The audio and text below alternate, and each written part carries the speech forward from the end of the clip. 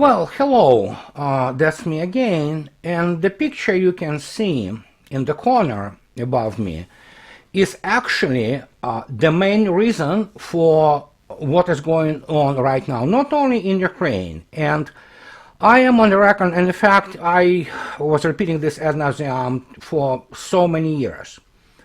It is not the war of Russia against Ukraine. Ukraine is just but one, however important, rams the West uses against Russia. And the recent events just demonstrated perfectly that combined West is going to full war against Russia. And I'm talking about not necessarily full military, because West doesn't have military capabilities to really fight Russia conventionally. And some people, again, I did it in my Q&As, it's about if Russia can really win the conventional war. Yes, she can win the conventional war in her immediate geographic vicinity, and in fact, even the combined NATO force, if it ever assembles, which is the whole thing onto itself, will sustain the losses which it never sustained in its history, and especially the United States, which really used to kind of claim their victories, or for that matter losses, which are really little blood for themselves, not for people United States attacked.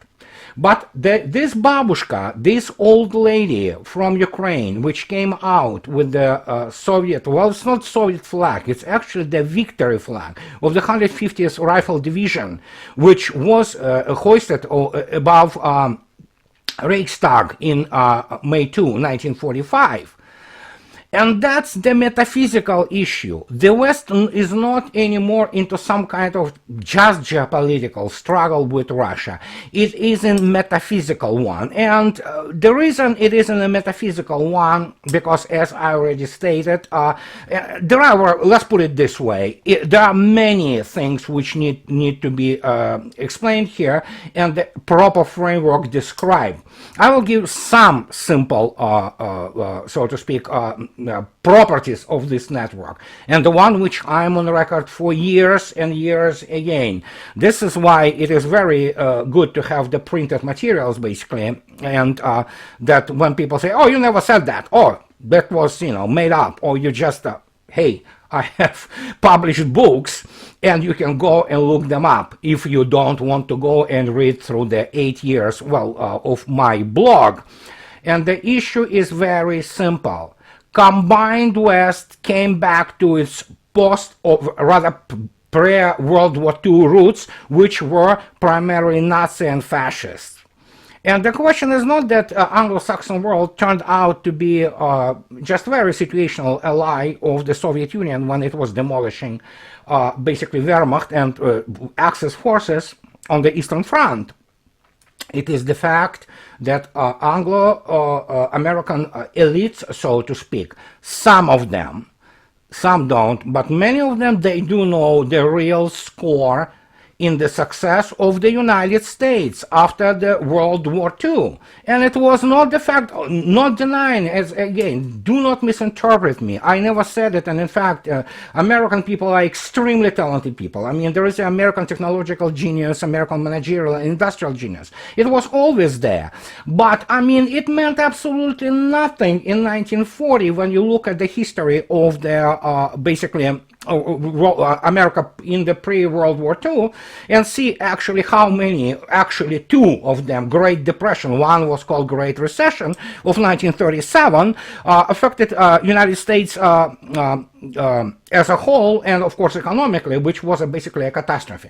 But that's beyond the point. United States raised itself to the position which it is now, first by means of preserving itself totally intact and actually benefiting and profiting mightily from the World War II, granted being on the right side of this World War II historically. But it wasn't American military which really went out there and killed, those old Nazis and then basically took Berlin. It's not the case. The question, of course, that, as this Babushka testifies, and everybody who has normal relation to the reality and normal history, 80% of Wehrmacht and all Axis forces, creme de la creme, best of them, were killed and annihilated on the Eastern Front. It was the Red Army which in the end ended Berlin. And that's what West could never forgive it. That is why the United States have been in there basically rewriting all the history of the World War II non-stop. And of course, after the collapse of the Soviet Union, by means of finding all kinds of the trash of Russian so-called dissidents, in reality, many of them are just direct assets of some kind of NGOs, or let alone the intelligence services. They were pushing this agenda. And now, suddenly, when they thought, well, in historic terms, in historic time, so to speak, which is large, much larger than human life, when combined West, and especially Anglo-American world, which really didn't experience anything like Europeans did experience, let alone Russians, in terms of the warfare, when they see how their best project they hoped for, to destroy Russia. There are so many people who really thought that basically once the Ukrainian army starts the assault, nobody can stop it. Well, now they face what we already know, basically, a totally mobilized vessel, which is capable still to shoot a couple of ballistic missiles, tactical and operational tactical missiles at some Russian targets, or blow the bunch of civilians. That's what they do. And that's the thing which Western world cannot forgive Russians, because they basically saved the Western world for a while. But now it's going back to its normal self, which is actively Russophobic. And this is just the start of the whole thing, because obviously United States as such also cannot forgive Russia for very great success in Syria, with just only the outstanding issue being basically Idlib province. But then again, Turkey has some legitimate concerns there, so it's not easily taken from their control, because a lot of the diplomacy has to be done there. And of course, there's a 10th base where U.S. Army legally occupies it and prepares terrorists and all kinds of the Islamic extremists there. To basically, they just cannot, they cannot forgive Russia for pointing the United States as militarily being not that great. And of course, we all have this issue of Afghanistan, which, unlike the Vietnam dramatic photos, were real run, and I mean run, of the whole U.S. Army from Afghanistan. Well, there you have it. There is a lot of consternation, there is a lot of hatred, there is a lot of rejection of the reality, because Russians basically showed the United States how you have to fight the war. And of course, after that utter humiliation, it is just absolutely sheer humiliation of Afghanistan, well, what do you have? You have your all bets are off, and you need to show those damn Ruskies that, oh my gosh, we can show you guys your own place, your place, and as subhumans, where you belong. Well, obviously it doesn't work out, and because of that, the hysteria and basically the absolute detachment from the reality begins. And I'll give you some headlines today, which obviously testify to the fact that there are not many normal people left there. I'm not talking about Biden yesterday praising the war criminal and the most, evil incarnate, Madeleine Albright. She is the genocidal psycho, and he was praising her as a great humanitarian. So it's 1984, guys. War is peace, lies are truth and everything. So it's all there now. Apart from the fact that obviously they're going to be introducing through the Department of Homeland Security now, in fact, the censoring of the information. Well, we'll see about that. Obviously, I don't rely much on the GOP, which is basically a collection of cowards, that they will stand up and fight for this. But we'll see about that. But yeah, they have this lady who were running the liaison with Ukraine from the United States, who's going to be in charge of that. Well, guess what? So I've warned about it, that the Ukrainian influence and Ukrainian manipulation in the United States is very strong. There are many Nazi elements, and they are basically children and grandchildren who are embedded now in the United States, government institution, especially through the State Department. And you already saw yourself, during the Russiagate, what was happening. But here's the very interesting headline today, which shows the desperation. And I will explain why it is desperation. Here's the guy, and what can I say? The General Sheriff, I believe that's how you call him, who used to be NATO commander. He's from Great Britain, who stated today that basically, we need to be ready to fight for, war with Russia directly. Well, immediate thing which you have to ask a question, how this British guy and his toy soldier army are going to fight Russia? Well, I don't know. He is probably very good politically. I doubt he's really good, in terms of real military, because obviously United Kingdom, a British army hasn't been a real army for a while now. Even it can only deploy, again, under some very good conditions, probably couple brigades, fully combat ready. Those couple brigades, and especially if they're not hiding like their darlings VSU among civilian people, they will not last very long, believe me. So, and but he says that let's fight Russians. Okay, so just go and deploy your 2 brigades and see what happens. Now, obviously, hysterical people begin to say, oh, there is a column of US Army moving from Romania somewhere to Transnistria. Hey, make no mistake, I understand. The situation is pretty tense, and things are going, really fast now, And one of the reasons there is so much hysteria and so much desperation is because basically VSU is done, generally. And again, people don't understand sometimes what taking of Mariupol meant and what was happening to the basically infrastructure, which was providing for now supply of the weapons and oil and other things necessary for the war to the eastern grouping, which is practically surrounded and being disassembled, quote unquote, as we speak. But they really feel this desperation because they know what is going on. Political people are already preparing Western public opinion for the fact that VSU is pretty much done and Ukraine is done. And so this general dude, he wants to fight. And the problem is how you're going to fight. What force? Can he even calculate what force is necessary? Why this guy who used to be NATO commander comes out and spreads the BS, which is really pathetic. But then again, I am on record. Most of what these generals from NATO spew today is sophomoric bullshit, because obviously majority of Russian army is standing in the reserves and waiting for the basically completion of the operation within Ukraine, in which basically is the demolition of the VSU.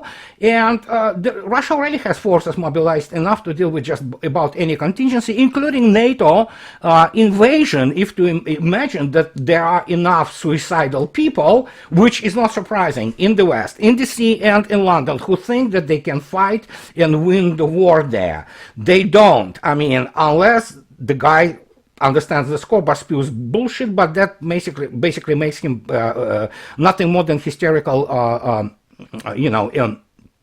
teenage girl. That's what it is. So obviously now there is a new thing coming up, and this is that Poland wants to get into the Western Ukraine.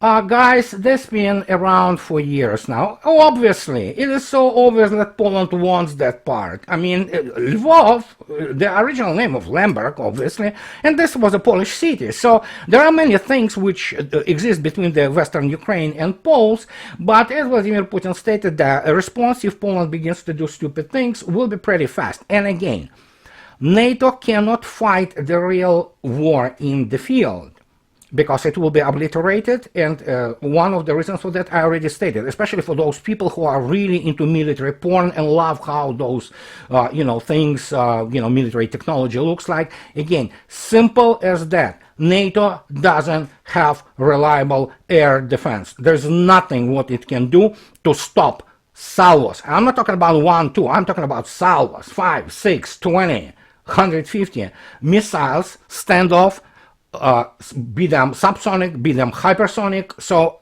There's no way they can stop it. And that means in the open field, you're done. You are being killed in, in huge wholesale numbers.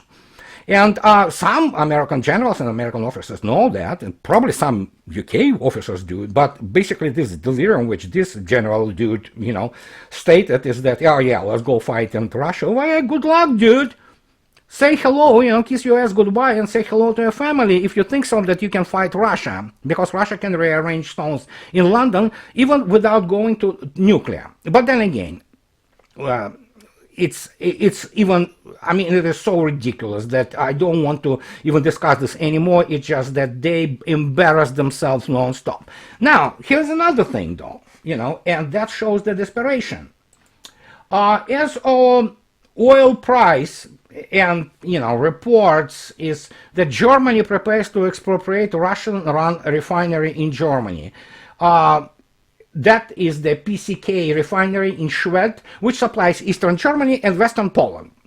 Well, we already know what happened with Poland and Bulgaria, and that obviously everybody understands Poland will be buying the reverse gas. It will be the same Russian gas, but if Germany wants to start really expropriating things like which belong to other people, well, Germany has plenty of assets in Russia which will be expropriated too, and fact is, as I already stated, guys, this is not just Ukraine, it's global in its name, and it's West.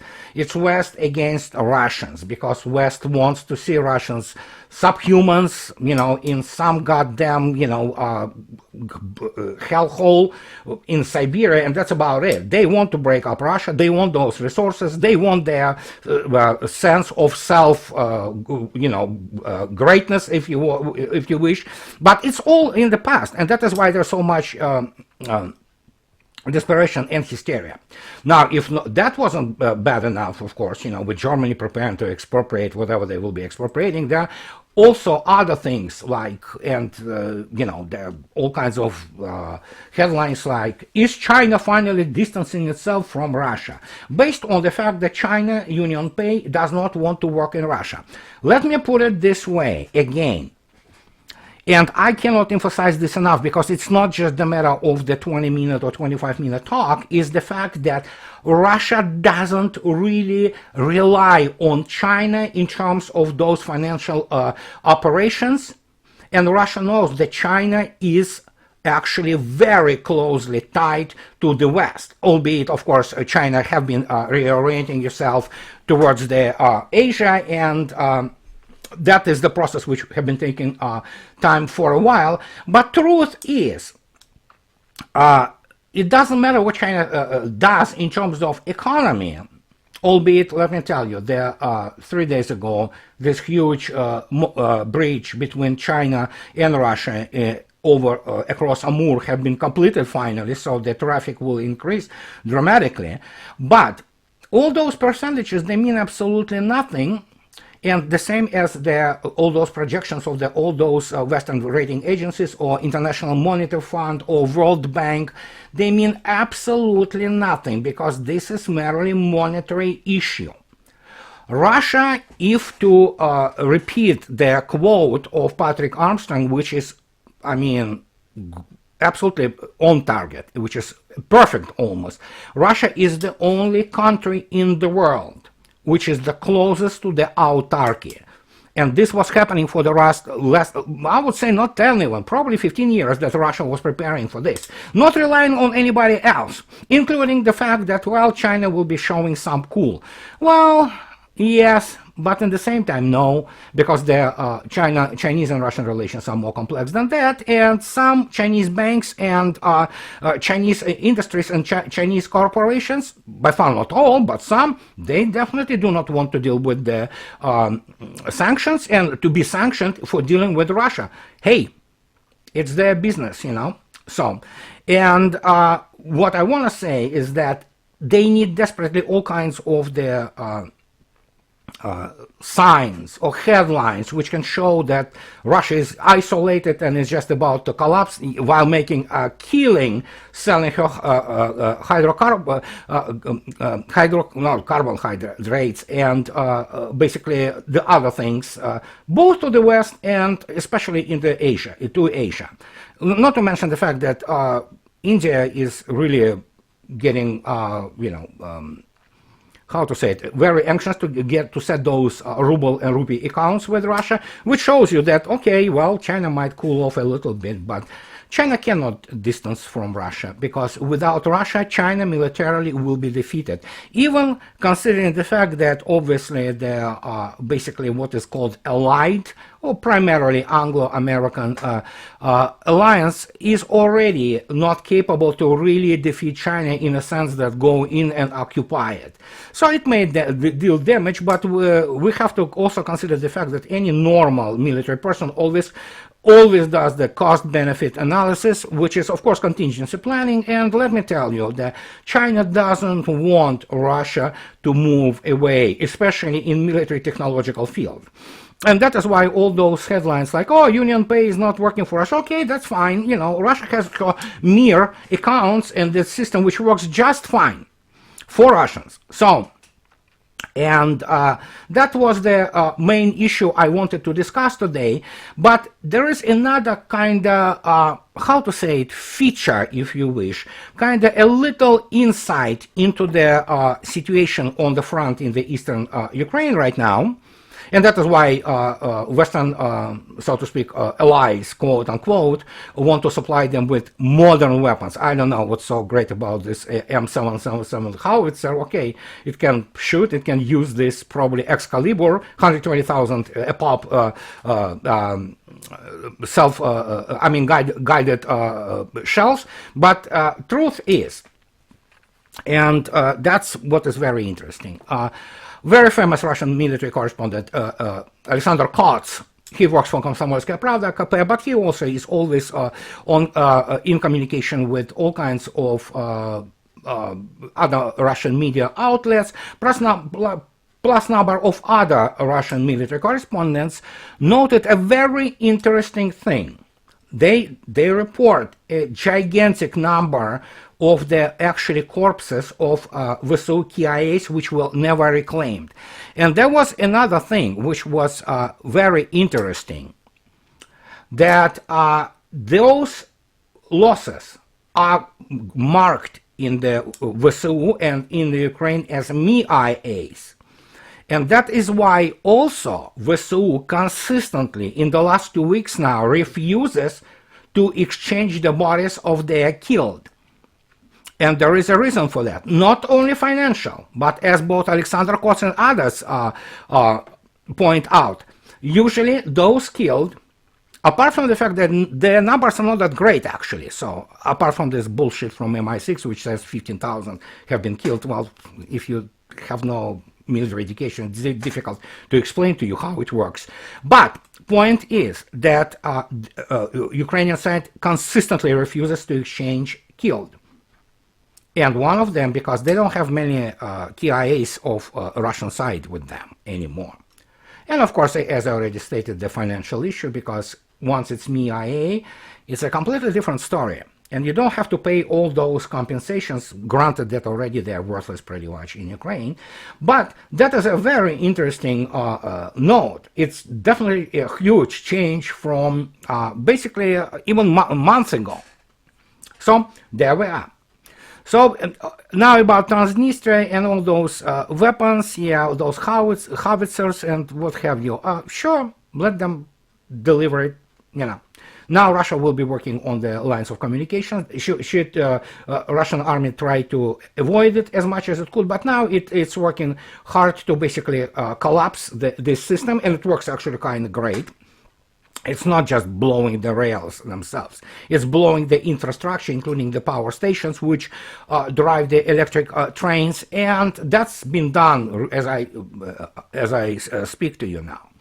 So, and in this case, as even Raytheon admitted, which, by the way, is a really funny thing. It shows what a piece of shit, pardon my French, the Stinger is, because the United States applied like thousands upon thousands of Stingers, but Russian aviation still flies. And yeah, there were like a couple helicopters here and there, a couple Su-25s and one Su-30 have been shot down. So that's about it. But considering the fact that Raytheon now complains that United States may simply run out of Stingers because they don't have parts anymore, they cannot produce them fast enough, and eventually they're going to run from everything. So that shows you the effectiveness of the general effectiveness of the military hardware which have been delivered to Ukraine. Even to give you a simple fact, a couple of Ka-52s which have been shut down in their static position. That means hovering without moving, and they were shut down actually by javelins, not by Stingers. So it's kind of like there is a lot of things and a lot of irritation points today in the Anglo-American coalition, so to speak. I'm not talking about the rest of Europe. It has no subjectivity. It's nobody, really. And there is a lot of irritation points, and they begin to react. That is why so much hysteria. And that's what I wanted to talk about. So if that UK British toy general wants to fight, well, let him. We'll see what happens. But this is what I wanted to talk about today. And as always, guys, those who can afford, please support me on the Patreon and subscribe to my channel. And I'll be talking to you later. Have a nice day. Bye-bye.